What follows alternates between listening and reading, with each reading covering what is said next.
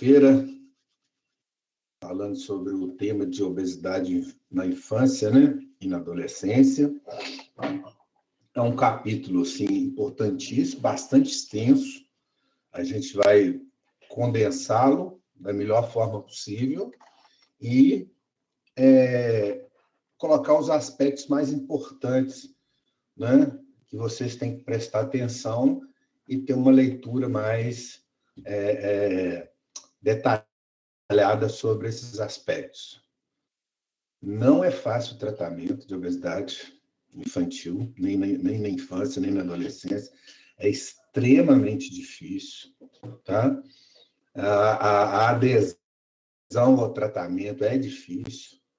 O abandono ao tratamento é muito fácil, né? E a gente vai abordar algumas situações que vocês vão ver por que disso que eu estou falando. E a gente tem em mente, né? Eu vou tirar a câmera aqui para ficar maior aqui a minha tela. Não sei se vai aumentar a tela de vocês aí também.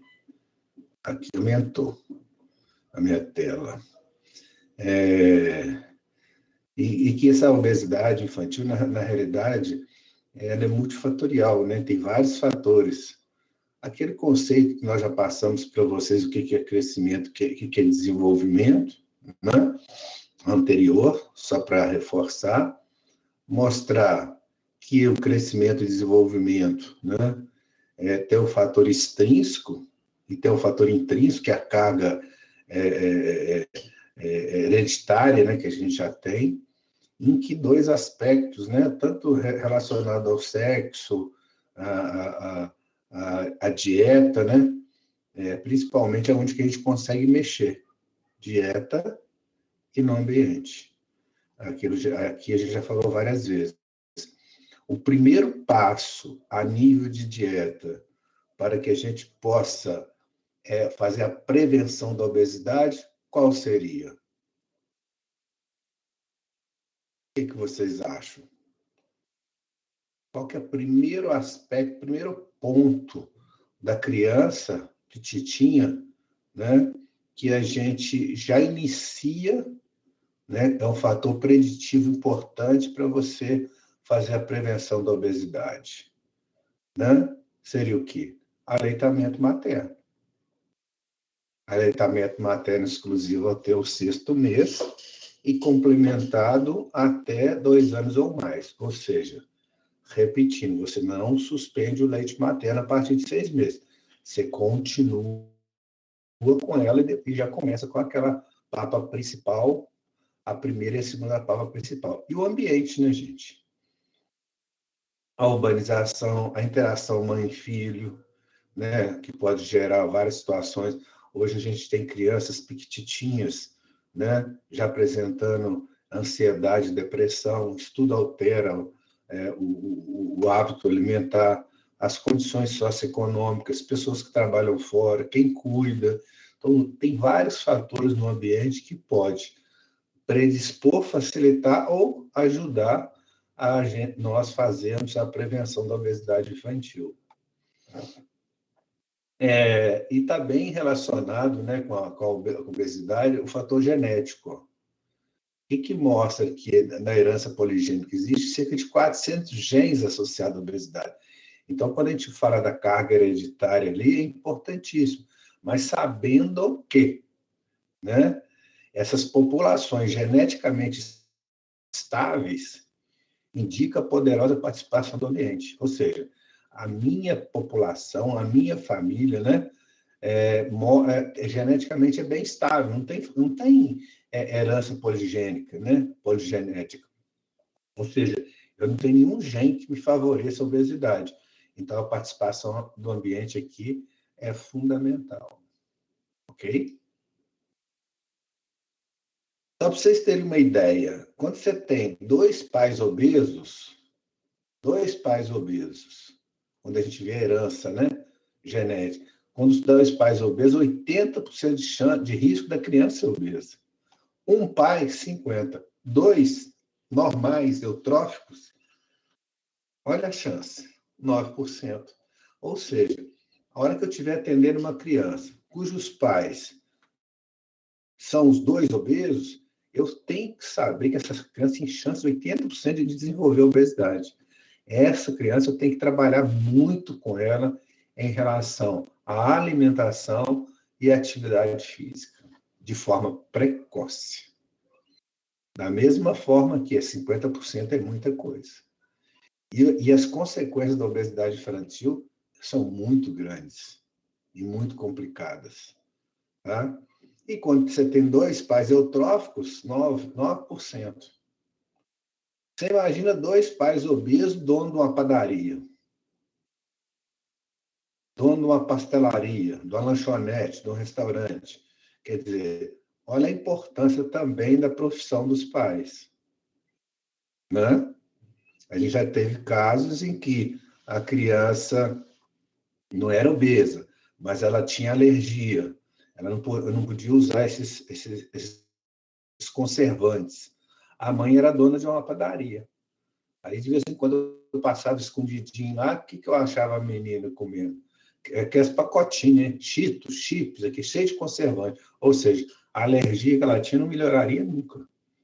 Ou seja, o ambiente estava favorecendo. Então, é a mesma coisa aqui, em termos de fatores genéticos em relação aos pais. Só um conceito rápido, que ela é multifatorial, a gente já colocou, né? Tanto é influenciado por fator biológico, psicológico, socioeconômico, e sempre vai ocorrer um desequilíbrio, mas esse desequilíbrio é crônico. Não é assim, hoje eu comi isso, comi demais, amanhã eu estou obeso. Não. Esse desequilíbrio é crônico entre o que eu consumo e o que eu gasto. Então, ou eu consumo o necessário para que eu gaste também o necessário. Se eu comer muito, eu tenho que gastar muito também. Né? Por exemplo, massa, macarrão, né? Ele é calórico, não é isso? Massa, carboidrato. Mas ele é muito fácil de gastar. Então, às vezes, muitos competidores, natação, alguma coisa, comem pratada de macarrão porque sabe que gasta facinho. Então, ou seja, se ocorrer o desequilíbrio, né, ao longo do tempo, aquilo que eu consumo e aquilo que eu gasto, aí sim você vai desenvolver a obesidade. Aqui, só resumindo, não precisa repetir, aquela etiologia que a gente falou da herança, do ambiente de comportamento, exógena, endógena, predisposto síndrome metabólica, a gente vai falar lá na frente, né? E a fisiopatologia, tá? Aqui só um mapinha da etiologia da fisiopatologia, e esse aqui eu tirei do Sanaflix. Lá vocês vão ter uma visão melhor, mas é basicamente a fisiopatologia, né? Onde a gente tem um fator importante é a gordura visceral.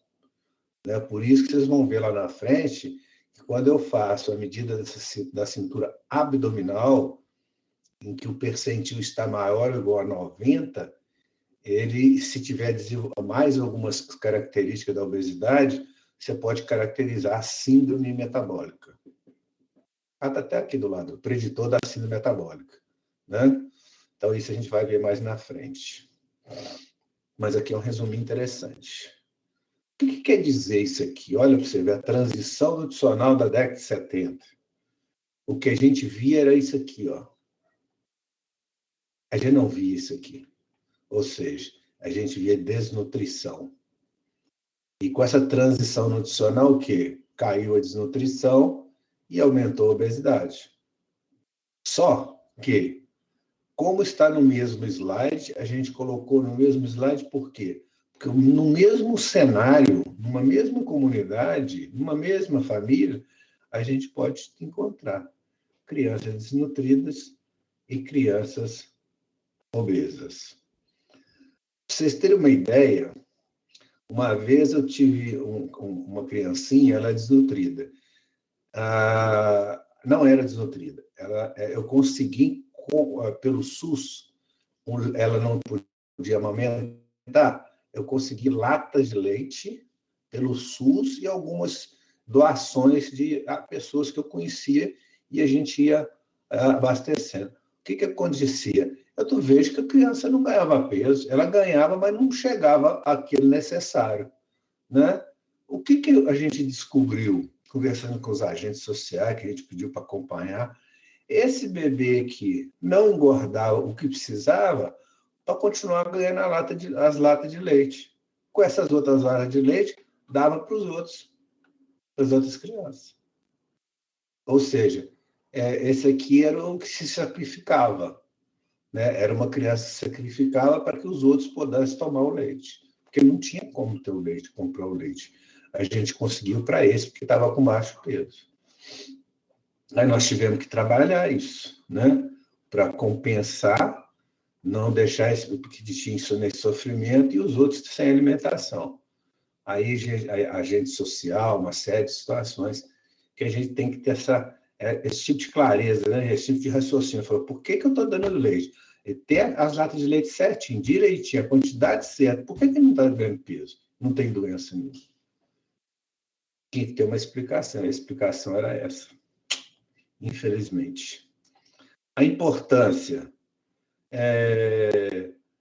Aqui tem os riscos aumentados, né, que tem de hipertensão psicológica, aterosclerose, dislipidemia, ortopédica, ou seja, tem risco aumentado disso e tem repercussões também, né, que tem em relação à obesidade. Então, o obeso infantil, ele tem autoimagem, né, varizes, relacionamentos, uma série de situações que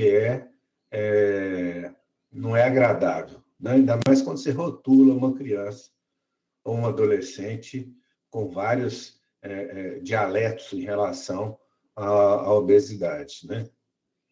Não é fácil.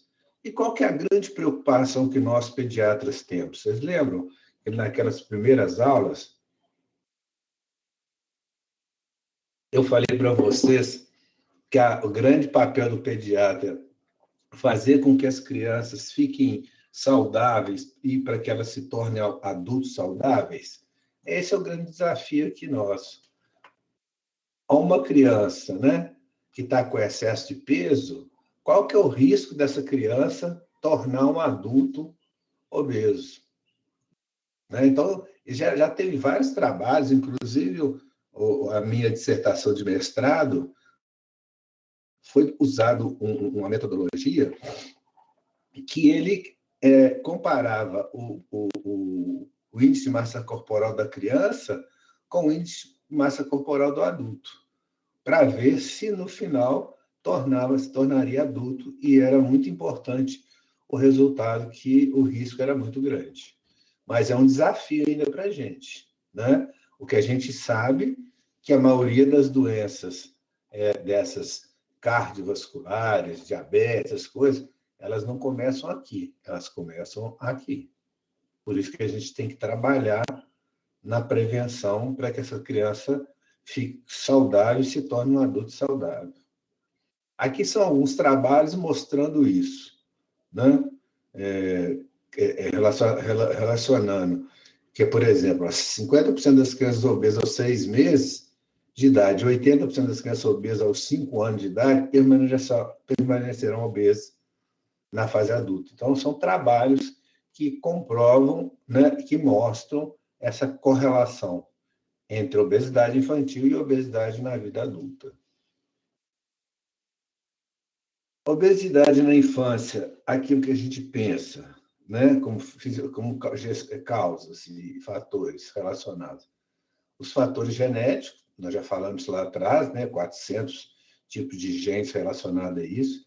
Doenças e síndromes. Essas doenças de síndrome, os fatores genéticos, giram em torno de 3 a 5% dos casos de obesidade infantil, né? 3 a 5%.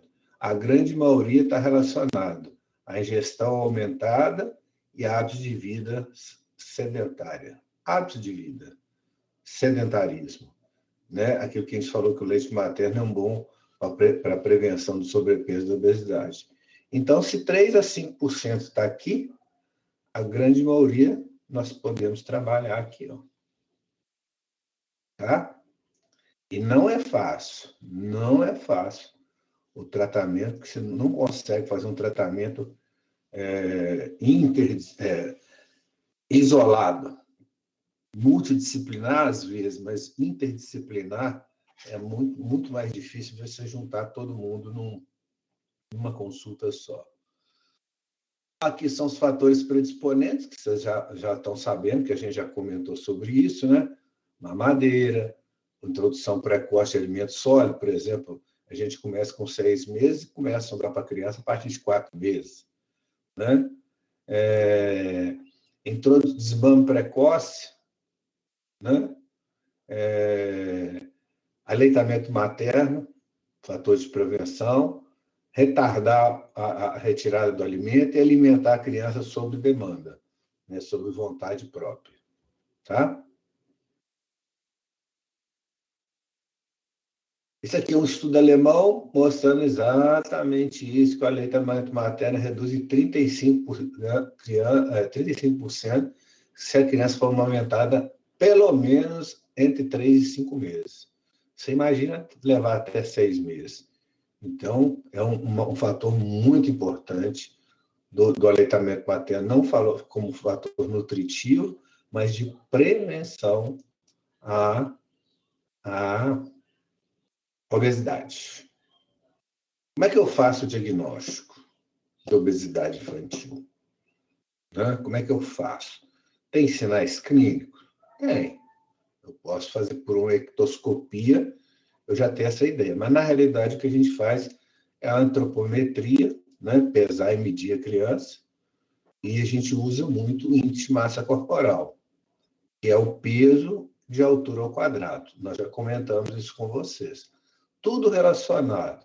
Peso por altura, altura por idade, peso por idade. Ou seja, você vai usar o peso, os pesos por idade e por sexo. Peso e altura por idade e por sexo. Então, por isso que os gráficos são diferentes. Tem o gráfico do masculino e tem o gráfico do sexo feminino. Nos gráficos da Organização Mundial de Saúde, né? Qual que é o problema, né? Nós já comentamos, só para reforçar para vocês. Qual o problema do índice de massa corporal? É a diferença de que ele não caracteriza o que é massa gorda, o que é massa magra. Eu posso ter um IMC, porque eu sou um cara malhadão, então meu IMC vai ser alto, mas eu tenho massa magra.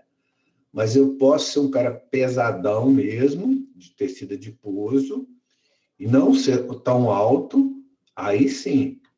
Mas também ele não diferencia se é massa ou gorda, não. Aqui é mais pela ectoscopia que você vai ver.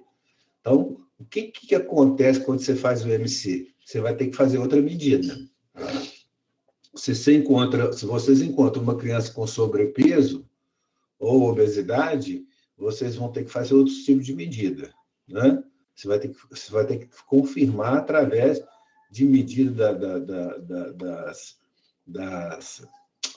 daqueles paquinhos para medida de prega subcutânea, impedanciometria, né? Para avaliar gordura, avaliar a quantidade de água. Tem vários mecanismos da gente fazer isso, né?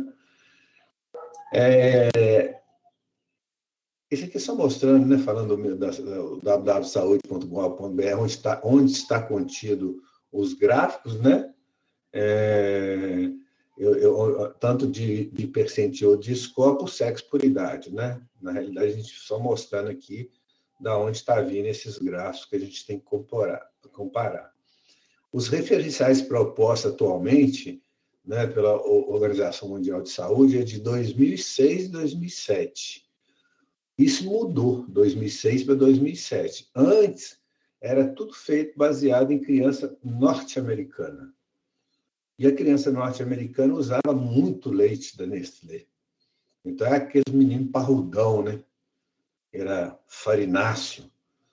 E o que acontece? Aí a gente ia fazer medida dos nossos brasileirinhos aqui, que amamentava, estava tudo fora da curva.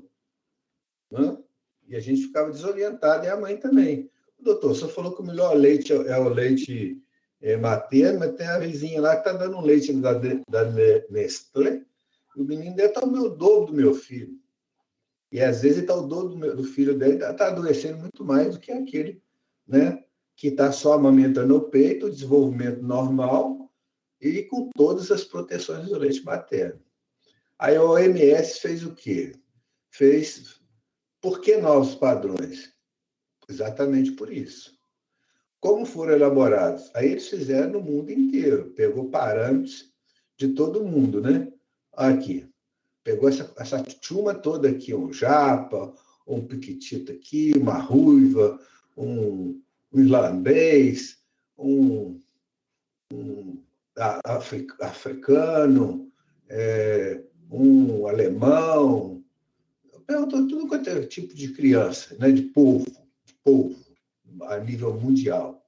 Né? Então, o que acontece? Dá um parâmetro para a gente avaliar. Né? Dá um parâmetro para a gente avaliar. Ó,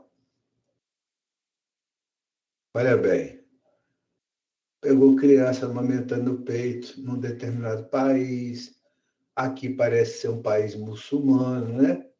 Por causa da roupa que elas estão usando, aqui, né? Um país africano, aqui também, provavelmente, né? Pelas características. E o que aconteceu? Aí sim, nós pudemos colocar gráficos que representavam o mundo inteiro. Tá bom? Por isso que mudou, a partir de 2006, 2007, essas curvas novas, né? De acordo com a etnia das pessoas, países asiáticos, africanos, brasileiros, israelenses, né? Palestinos, tudo isso. Então, mudou. Aí vem aquele cálculozinho que sempre a gente mostra para vocês, né?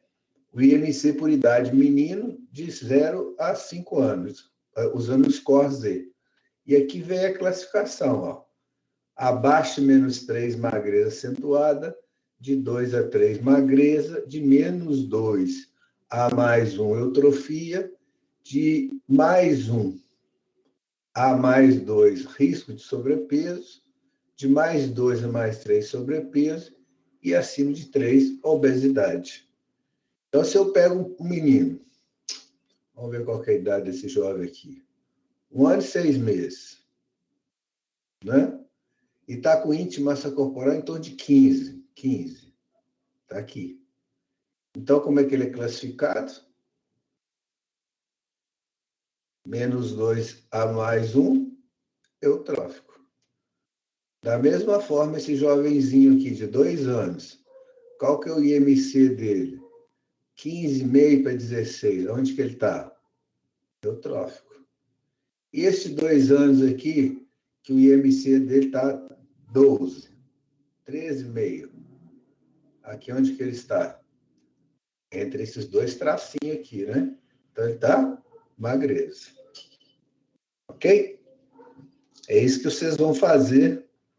Por exemplo, se eu perguntar na prova se uma criança que nasceu com tanto de peso, ele e atualmente está com peso tal, altura tal, etc, etc, etc. Qual a classificação nutricional dessa criança? Aí vocês vêm, olham no gráfico e faz e colocam. Eutrófico. Calcula IMC, mostra como é que calcula o resultado e coloca eutrófico. Ou está com risco de sobrepeso. Ok? Na realidade, quando eu monto a prova, eu escolho um valor qualquer que eu não sei nem onde vai dar. Se vai dar eutrofia, se vai dar sobrepeso, se vai dar normal. Tá? É aquilo que eu falei para vocês. A gente tem que, no dia a dia, fazer... Aqui é um corte transversal, né? Que eu fiz aqui, ó. Eu fiz uma idade e um IMC. Isso aqui é um corte transversal. Um corte longitudinal é o que a gente faz normalmente, é o quê? É várias medidas mensalmente. Se passa de um ano, você já passa a fazer de ano em ano.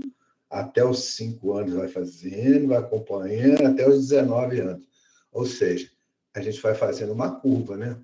Olha como é que é a curva. Ó. É reta, né? Senão ia assim, um traço para lá, um traço para cá, um traço para cá. Entendido?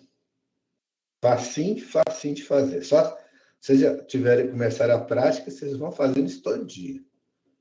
Temos que fazer, tá? Isso aqui já é das meninas, muda um pouquinho aqui, né? Mas as categorias são as mesmas. Aqui a gente de 5 a 19 anos. Aqui vocês já observam que acima de +3 já entra a obesidade grave, por causa da faixa etária. Já não tem risco de sobrepeso, já é sobrepeso mesmo. Então, tem algumas variações quando você muda de 0 a 5 para 5 a 19 anos.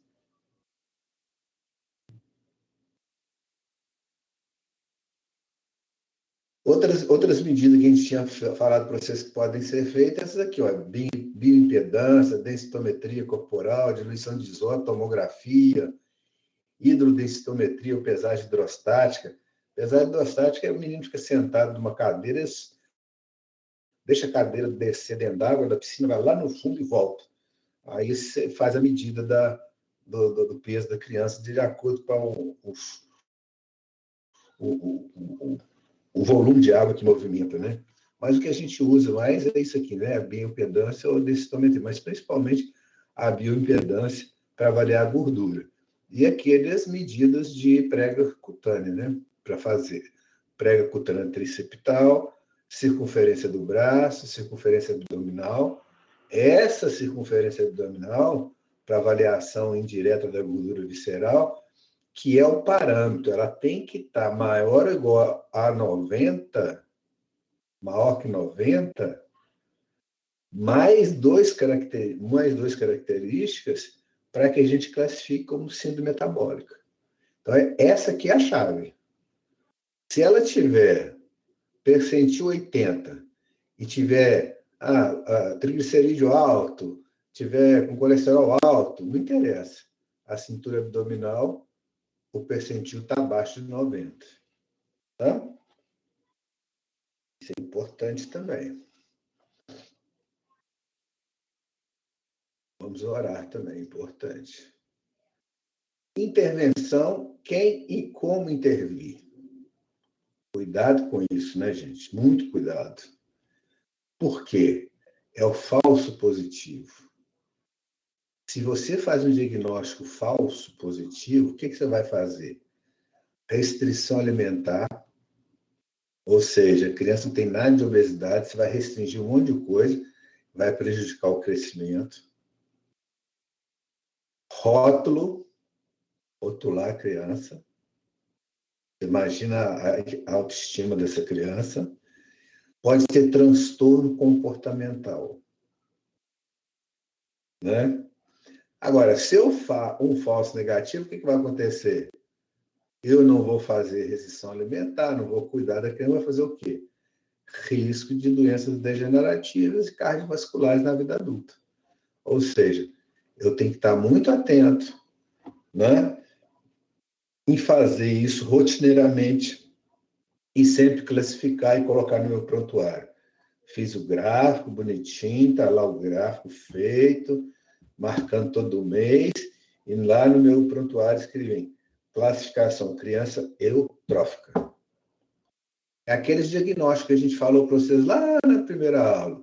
Avaliação do estado nutricional, vacinação, se tem doença ou não, o ambiente familiar, né? Tudo isso eu tenho que colocar. Criança, ambiente familiar favorável, cartão de imunização em dia, estado nutricional eutrófico, alimentação adequada para a idade, em quantidade e qualidade. Isso tem que estar no meu prontuário sempre. Porque eu vou saber, quando a criança chega numa idade pré-escolar, o que vai acontecer? Crescimento lento e contínuo. Eu vou mostrar para a mãe que é a idade que ele não vai comer muito. Ele está preocupado com outras coisas. Como que eu vou fazer? Abordagem, o ideal é abordagem interdisciplinar. O que é uma abordagem multidisciplinar e interdisciplinar? Multidisciplinar, eu sou pediatra, eu centralizo tudo comigo, porque eu sou o pediatra da criança. Aí eu encaminho para nutricionista, eu encaminho para terapeuta ocupacional, para psicólogo, para educador físico, e eu centralizo o cuidado, eu vou acompanhando. A abordagem interdisciplinar, a gente trabalha juntos. É a visão de vários profissionais do mesmo assunto.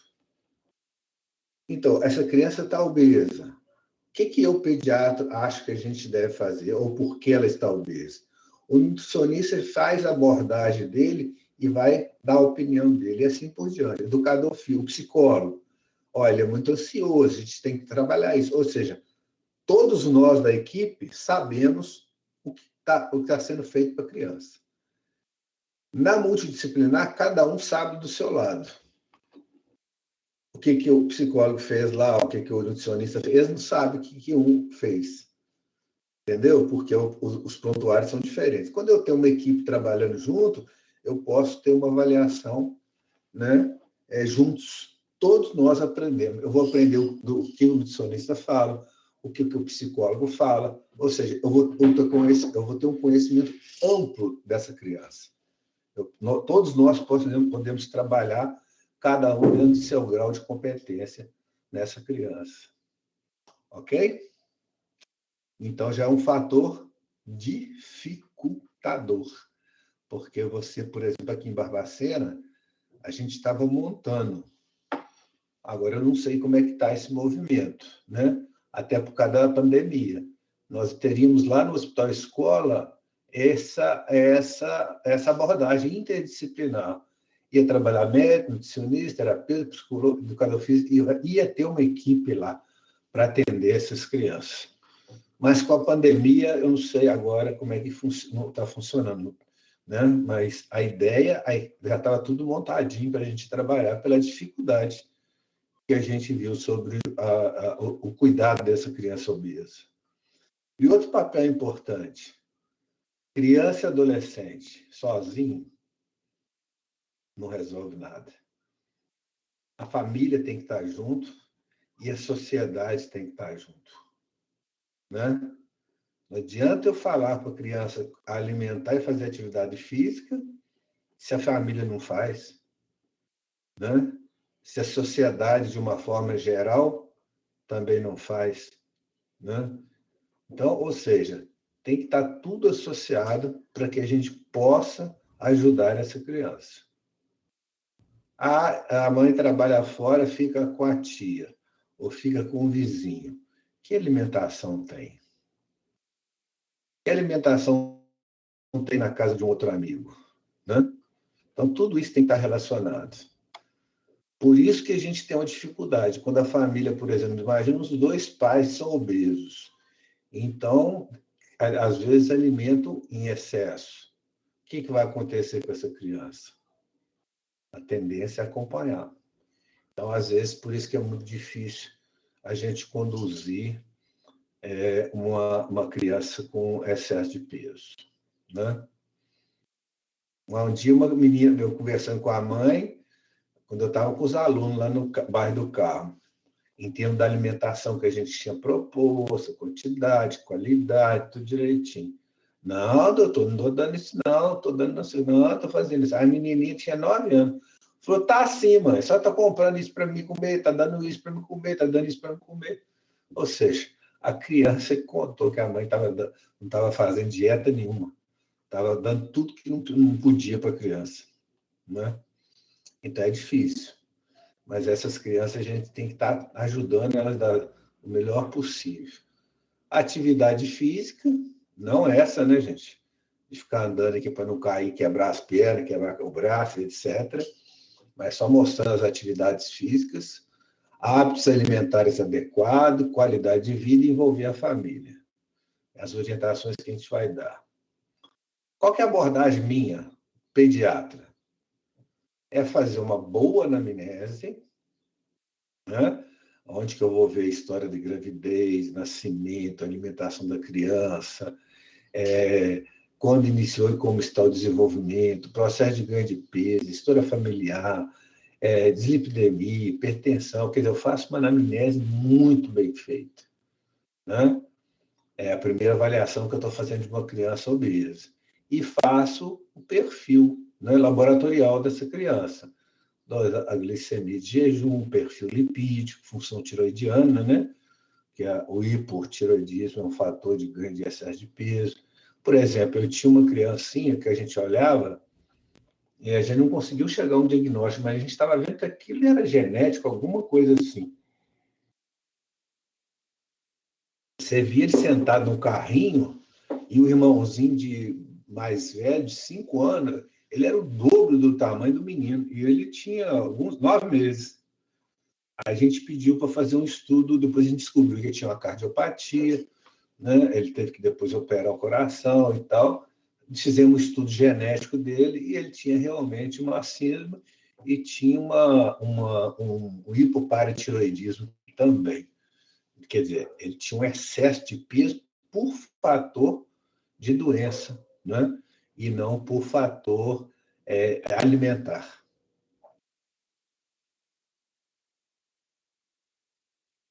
Aqui, anamnese e exame físico. Isso eu estou fazendo.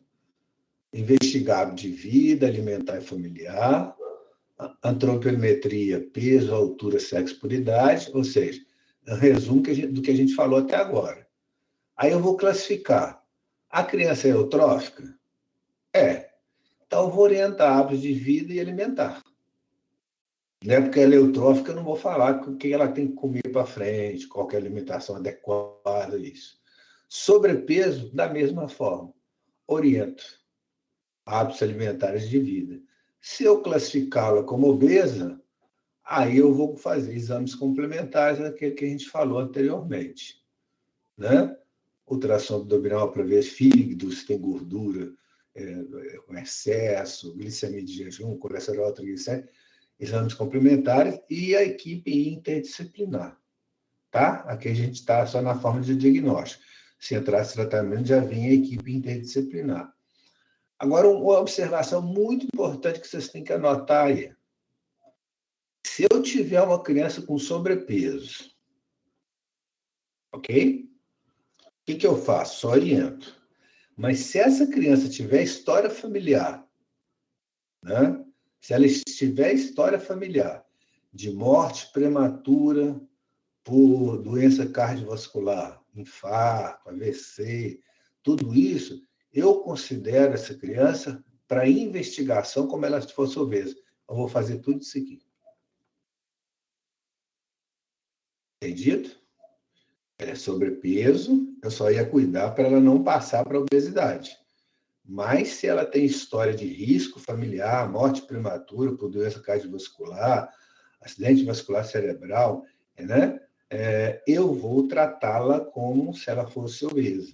Eu vou fazer todos esses exames e também orientar, mas não preciso aqui de equipe interdisciplinar, né? Porque aqui eu só vou orientar hábito e vou investigar isso aqui. Se tiver tudo normal, ok. Mas enquanto ela estiver no sobrepeso, eu vou estar sempre acompanhando, fazendo uma avaliação, né? Aqui, ó, ultrassom, você pode ver várias situações. Você pode ver gordura hepática, né? É uma coisa que faz, né, na obesidade, acúmulo de gordura. Eu posso fazer para avaliar também a ovário, né? O ovário policístico pode aparecer também no obeso. Então, essa investigação eu posso fazer ultrassonografia para esses fatores também. Ok?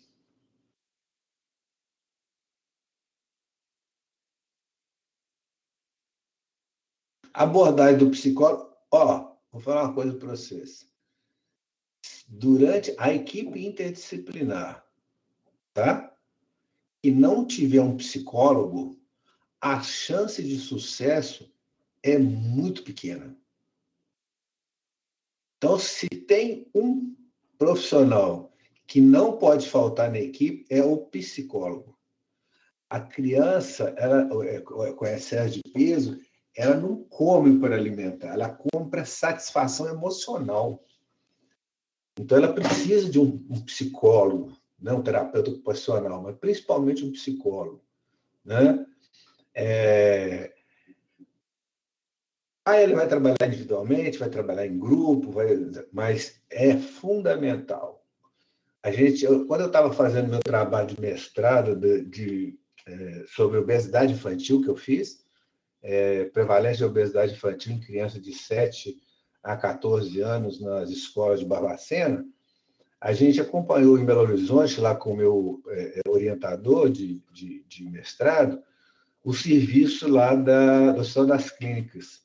Então, o índice de insucesso no tratamento quando não tinha psicólogo chegava a 40%. E o abandono em torno de 30%. Ou seja, a adesão às vezes é difícil, o abandono é fácil. Entendeu? Por isso que às vezes o tratamento é difícil. Tratar sozinho, sem uma equipe, é quase você estar desistindo da criança. Tem que ter essa equipe. O educador físico vai ver através de encontros na semana, ajudar a incorporar na sua vida o gosto pelo movimento corporal, pelas brincadeiras e pelos jogos. O que eu vou fazer com essa criança aqui? Ele gosta de... eu gosto de dançar rumba. Eu gosto de dançar rumba. Aí o pai quer que o menino jogue futebol. Vai dar certo? Não vai. Aí o menino gosta de nadar. O pai quer que ele jogue basquete. O sonho do pai era jogar basquete. Então, a atividade física da criança tem que ser lúdica. Ele tem que sentir prazer naquilo que ele está fazendo, senão ele não vai fazer. É lógico que o melhor lugar para se fazer atividade física com o paciente com excesso de peso é aonde? É na água. Por que na água? É baixo impacto, né? Mas pode fazer em qualquer lugar. Aquilo que a criança gostar de fazer. Gosta de dançar balé. Vai dançar balé. Ele gosta de dançar balé, por que não pode dançar balé? Vai dançar, vai emagrecer, vai perder peso, vai ficar mais feliz, tudo isso, né?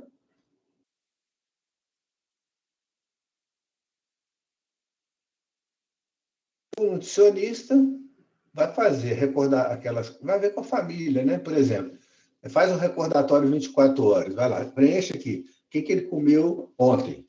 Aí preenche tudo que é no recordatório. Comeu isso, comeu um bife, comeu 2 bifes, comeu arroz, comeu feijão, comeu isso, comeu aquilo, para que a gente possa ver, né, as mudanças que a gente precisa fazer com a família e conscientizar essa família de hábitos adequados, né, de alimentação. E tem um outro também que, na época, foi sugerido para a gente, mas a gente achou um viés muito assim, interessante, é que a gente ficaria durante um período na casa da família, durante pelo menos 6 horas, anotando tudo que a criança ia comer e a quantidade. Aí, qual que é o viés nessa situação? O viés é que eu estaria ali e eles iam fazer tudo direitinho. Né? Ia dar tudo direitinho, tudo certinho, então era um viés danado. A gente optou, na época, de fazer um questionário com um recordatório 24 horas, em termos de, por exemplo, comeu carne, 1 pedaço, 2 pedaços, 3 pedaços. E foi assim, limitando mais ou menos o que estava acontecendo. Né? Aquilo que eu falei para vocês, o corte transversal e o corte longitudinal. Por que o corte transversal a gente tem que ter cuidado com ele? Aí você faz uma entrevista com a criança com excesso de peso e fala, o que você está comendo? Vamos ver sua alimentação. Aí você vê, está comendo alface, pepino, tomate, repolho, arroz, feijão. Você fala, mas esse menino comendo esse trem, como é que ele está com obeso? É porque, às vezes, ele está comendo aquilo por ele estar obeso. Foi orientado a ele fazer aquilo. Então, ele não dá a causalidade da coisa, né? Então, por isso que você tem que fazer isso ao longo do tempo, para que você possa saber que aquela alimentação atual não era anterior quando ele era obeso. Ele está comendo isso porque foi orientado para esse tipo de tratamento, ok? É aquilo que eu falei também anterior para vocês, ó. O obeso compra satisfação emocional. Cuidado com aquelas regras rígidas ou tradicionalmente conhecidas, né? Isso é isso mesmo.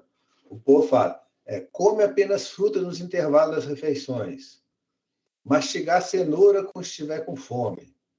Vai ficar igual um coelho. Toda hora que estiver com fome, mastigar uma cenoura. Beber água para diminuir o apetite. Ó, quando eu estou com fome, eu tomo água, não me tira apetite nenhum. Consumir grandes quantidades de verduras e legumes com o objetivo de plenitude gástrica.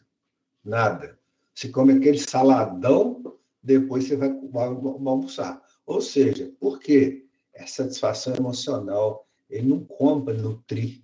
Ele não come com o objetivo só de alimentar. É para uma satisfação emocional. Por isso o psicólogo é importante. Então, essa conversa fiada aqui, se eu posso dizer assim, não vou chegar tão a esses extremos, mas não adianta nada. Come apenas frutas nos intervalos da refeição, como uma maçã. Fala, nossa, eu estou com a fome danada. Essa maçã abriu o meu apetite. Eu vou tomar café, vou comer pão. Né? Não, a gente vai entender na frente como é que a gente tem que fazer. Olha as etapas do tratamento. Olha a etapa do tratamento. Sempre quando vai no nutricionista e volta, eu analiso para conversar para a família o que a gente tem que fazer. Primeiro passo, primeira etapa, mudanças conceituais, esclarecimento e desmistificação. É conversar. É conversar sobre alimentação, é conversar o que ele acha, é conversar com a mãe o que ele acha que é bom para o menino, é por que ele come, por que ele não come. Ou seja, são mudanças de conceitos, aquilo que a mãe acha que é e aquilo que eu posso orientar, né, de forma correta. Né? A segunda etapa são as mudanças de comportamento durante as refeições. A que hora que você quer que ele come? Aonde ele come? Né?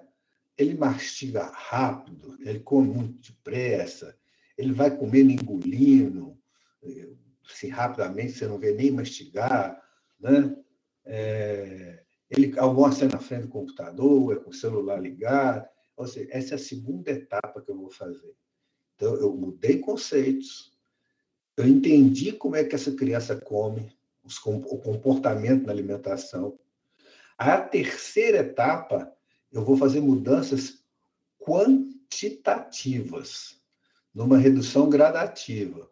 Quantos pães que ele come? Eu já tive história assim. Quantos pães que ele come? 4. Aí a gente vai trabalhar e vamos comer 3. Depois vão comer 2. 2 tá bom, vamos dar uma segurada desses 2 um tempo. Né? Então, eu vou trabalhar na quantidade. Já tive criança que a mãe falou, come 2, 3 pratos deixados. Então, a gente tem que trabalhar isso, na quantidade que ele come. Mas é gradativa. Não dá para você chegar assim, eu como 4 pães. Então, a partir de amanhã, você vai comer só 2. Não vai. Então, a mudança tem que ser gradual, com calma. Não pode acelerar o processo. A quarta etapa é a mudança na qualidade do alimento. Como eu já conheço como ele come, já atuei no comportamento e orientei, já reduzi o que ele come, agora eu vou mudar o que ele come para coisas mais saudáveis. Tá? E a quinta, e mais difícil, é a manutenção e reforço das orientações. Isso ocorre da mesma forma quando o sujeito está parando de fumar. A gente tinha um serviço que deu uma parada, porque quem fazia isso não está trabalhando lá mais, de tabagismo. O cara parar de fumar. Né? O que estava acontecendo? Qual que era, nas nossas pesquisas, qual que era o maior problema?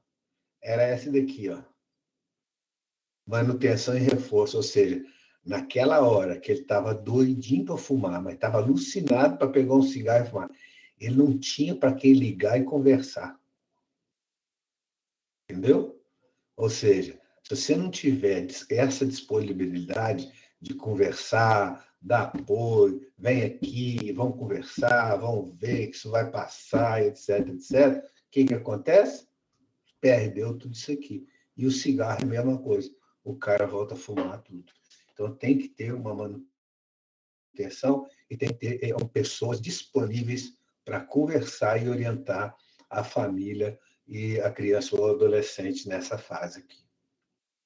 Então, você viu que são fases gradativas, não são fáceis, né? E uma das mais difíceis é a manutenção. Por isso que, às vezes, o pessoal fala, nossa, eu emagreci 17 quilos.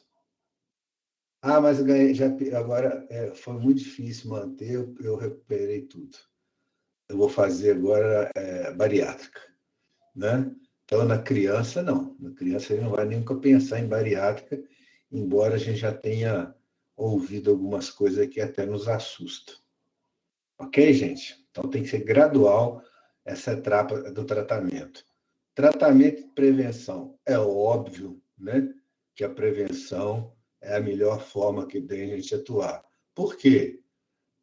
Consequências clínicas e econômicas, tem que pensar nisso aqui.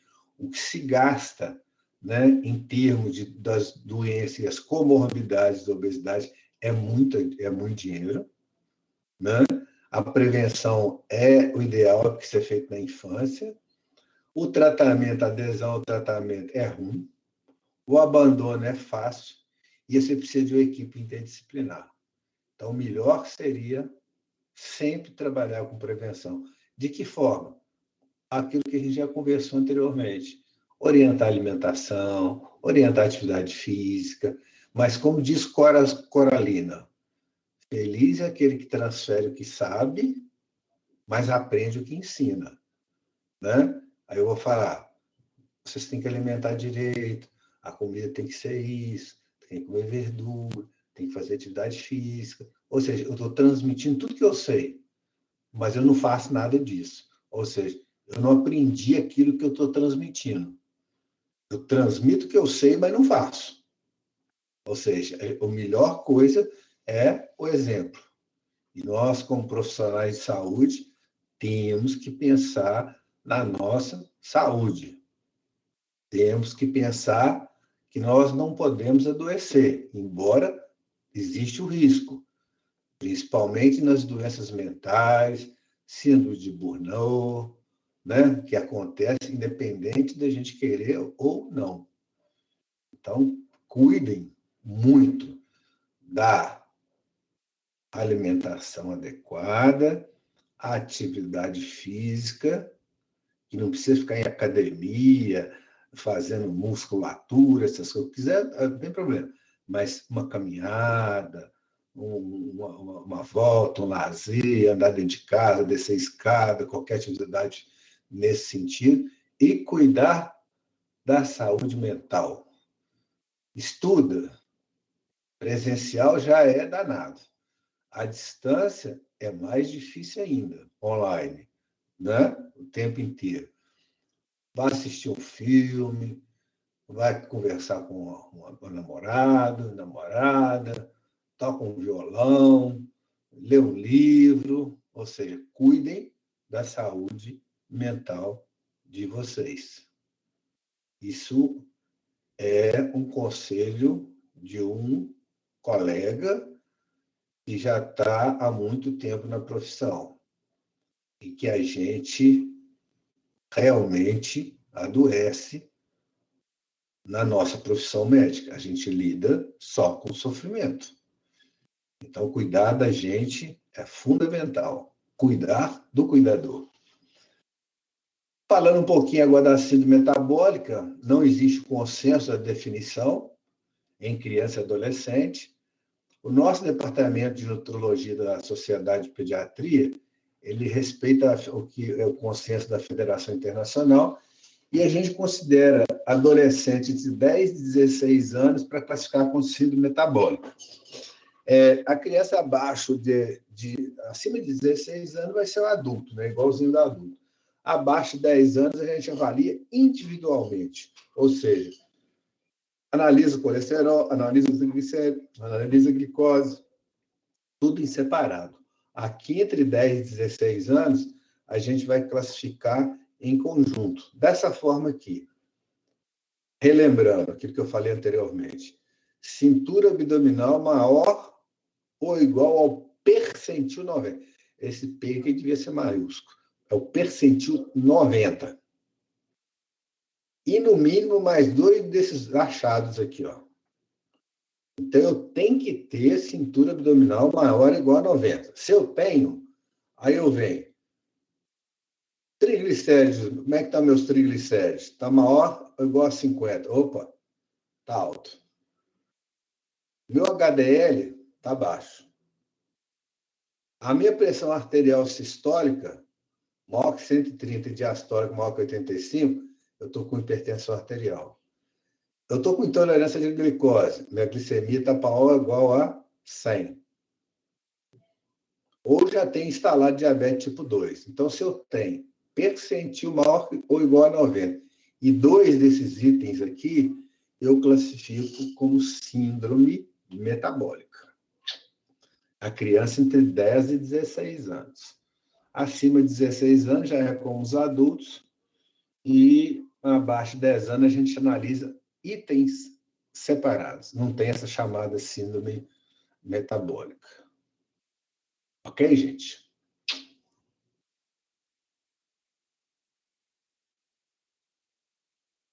Só passando rapidamente, né? A obesidade infantil, 30% vai desenvolver hipertensão, e a maioria das vezes acredita-se, né, que seja resistência à insulina, né? Principalmente, mas não está bem definido, não. A dislipidemia, né, aumento do triglicérides, diminuição do HDL, parece estar ligada à resistência insulínica, ou seja, quase tudo parece estar ligado à resistência à insulina. Estima que 20 a 25 das crianças e adolescentes obesos apresentam alteração do metabolismo da glicose, ou seja, vai combinar com a diabetes média tipo 2. Então, olha o que a gente tem que estar atento, né? Uma criança que chega lá com uma glicose de 98, opa, está abaixo de 100? Tá, mas eu vou acompanhar essa criança, vou prestar atenção nela. Tem história de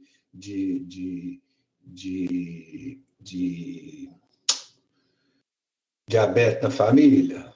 Tem história. Então, o que eu vou fazer? Eu vou tomar cuidado para que essa criança não desenvolva, né? Não desenvolva uma diabetes. Ok?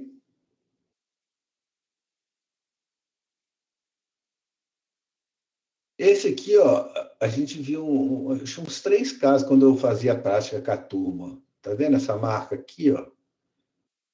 Esse tracinho escuro, né? Aqui. Chama acantose nigrans. Acantose nigrans. E quando aparecem esses quadros aqui, a gente já pode pensar em hiperinsulinismo, né?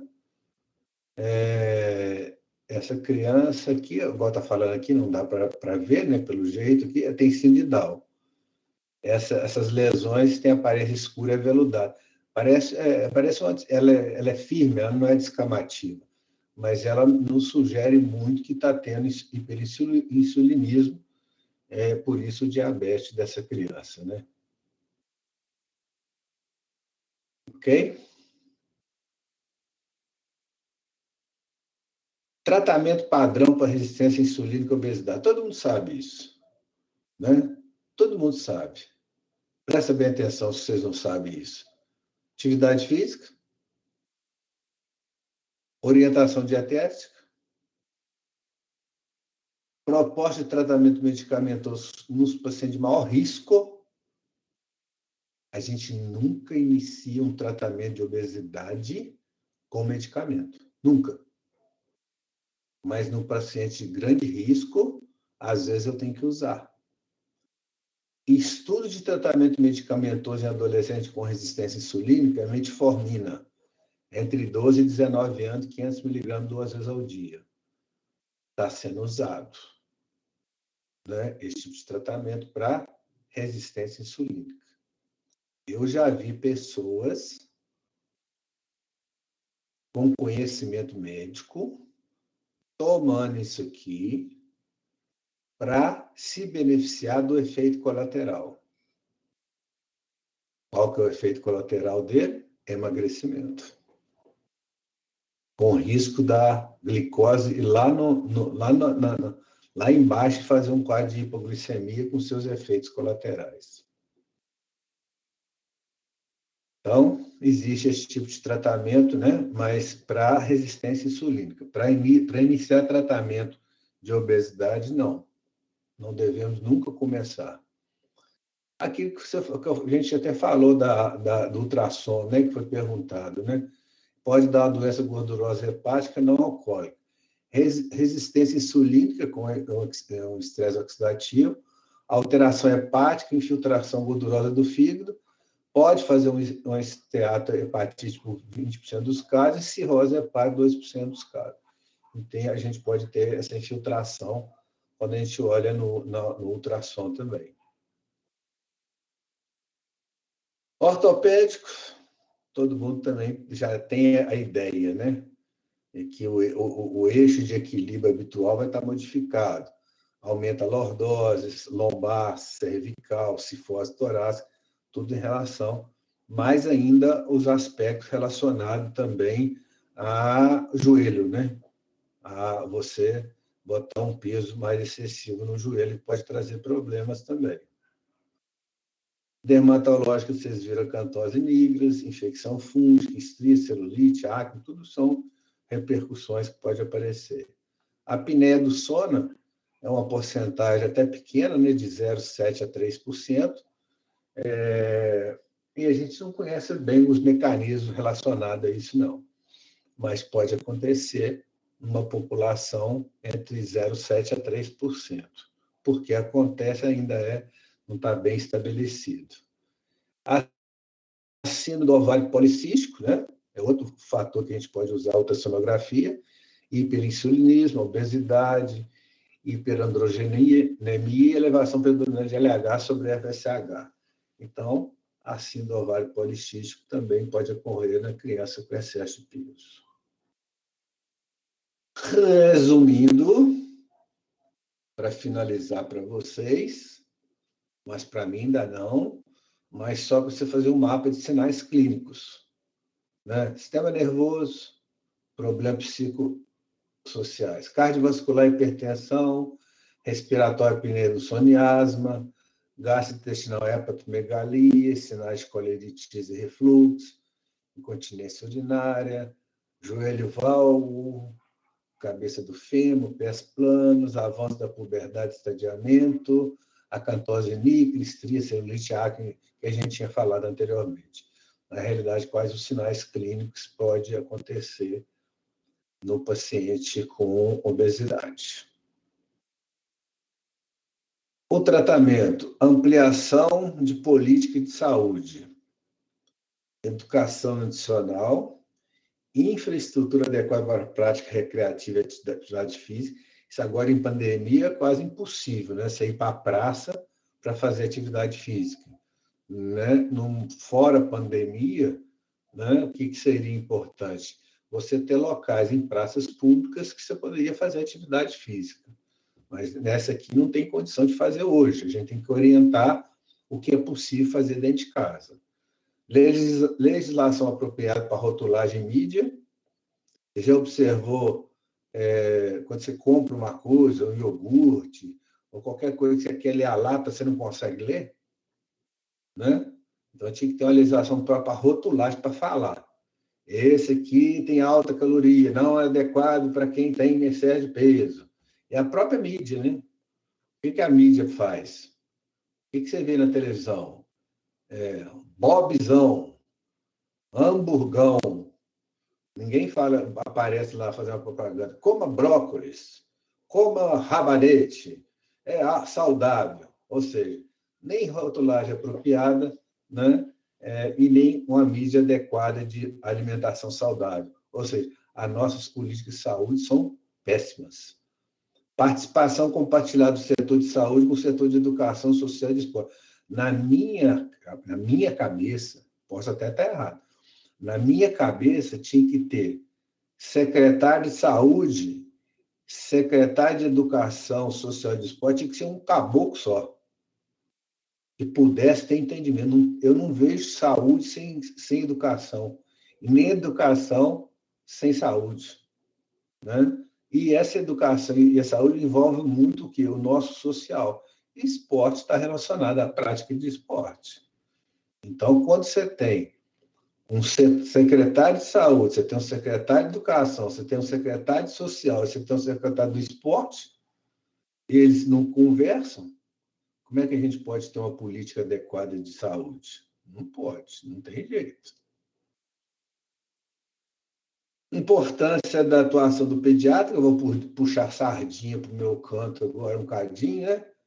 É de extrema importância a atuação do pediatra no atendimento individualizado da criança e do adolescente com sobrepeso e obesidade, né? Nós conhecemos a criança, nós sabemos das características, tudo direitinho, e eu faço esse atendimento individualizado, mas a equipe interdisciplinar. Se você leva uma criança direto para uma equipe interdisciplinar, vai ser um fracasso. Agora, quando eu tenho um atendimento individualizado e eu combino, eu proponho um tratamento com uma equipe, é outra coisa totalmente diferente. Ok? Nós já estamos terminando, viu, gente? Já está com 67 minutos. Abordagem dietética, modificação de estilo de vida, ajuda à dinâmica familiar, prática de atividade física, apoio psicossocial, envolvimento da família, abordagem interdisciplinar. Esse é o tratamento. Se tem uma questão na prova em que a criança está com obesidade, quando eu falo do tratamento integral, aborda tudo. Aborda o dietético, o estilo de vida, a dinâmica familiar, o que vai ter que fazer, a atividade física, o apoio, o envolvimento da família. A família tem que participar, senão não tem sucesso. E a equipe interdisciplinar. Agora, se a criança está com sobrepeso, não me bota abordagem interdisciplinar, não, que não precisa, não. Eu, como pediatra, tenho que saber cuidar dessa criança. O tratamento medicamentoso, jamais iniciar um tratamento com medicamentos. Tá? Se eu tenho uma situação, né, em que eu precise, depois que eu estou fazendo já a reeducação alimentar, as atividades físicas, fiz tudo, mas eu vejo com uma criança ansiosa, uma criança que você vê que nada resolve, aí eu posso lançar a mão de alguns medicamentos. Tipo esses aqui. Mas são poucos que são autorizados e liberados no Brasil para uso na criança. Por exemplo, a fluoxetina, né, para depressão, a partir de 8 anos. A sertralina, para compulsão, a partir de 6 anos. Né? A metformina não tem nenhuma idade adequada para a gente usar, por isso que a gente usa mais no adolescente. Então, aqui eu tenho 2 medicamentos para usar, um para depressão e um para compulsão, a partir de 6 e de 8 anos. Essas são as faixas etárias. Né? Por isso que, às vezes, você pega uma criança de 3 anos, como é que você vai dar remédio para essa criança? Então, o envolvimento da família, mais uma vez, é fundamental. Aqui a pirâmide alimentar, que vocês já estão, sempre eu mostro para vocês, que a gente tem que mostrar para as mães o que a criança pode comer muito mais, né? Você vê que aqui tem massa, tem pão, tem macarrão, né? Cereais, pães, tubérculos, raiz, massa, tem várias porções. Por quê? Gasta rápido, né? Frutas e verduras, leite, leguminosas, carnes, os ovos, gordura e açúcar e doce, por último.